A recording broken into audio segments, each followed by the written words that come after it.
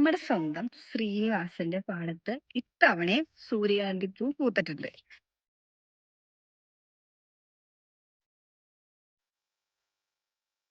നമ്മുടെ എറണാകുളത്ത് കഴിഞ്ഞ വർഷത്തെ പോലെ തന്നെ ഈ വർഷവും ഒരു പാടം നിറയാണ് സൂര്യകാന്തി പൂ വിരിഞ്ഞു നിൽക്കുന്നത്. നിങ്ങൾക്കും ഈ ഒരു സൂര്യകാന്തി തോട്ടം ഫ്രീ ആയിട്ട് വന്ന് കാണാനും വീഡിയോ എടുക്കാനും ഒക്കെ പറ്റും. കഴിഞ്ഞ വർഷത്തെ പോലെ ടിക്കറ്റും കാര്യങ്ങളും ഒന്നുമില്ല. പിന്നെ പ്രത്യേകം ശ്രദ്ധിക്കുക, വരുന്നവരൊക്കെ ഒരു കുട കൊണ്ടുവരിക. അതുപോലെ തന്നെ രാവിലെയും വൈകുന്നേരം ഒക്കെ വരാൻ ശ്രമിക്കുക. ഉച്ചയ്ക്കൊക്കെ നല്ല വെയിലാണ്.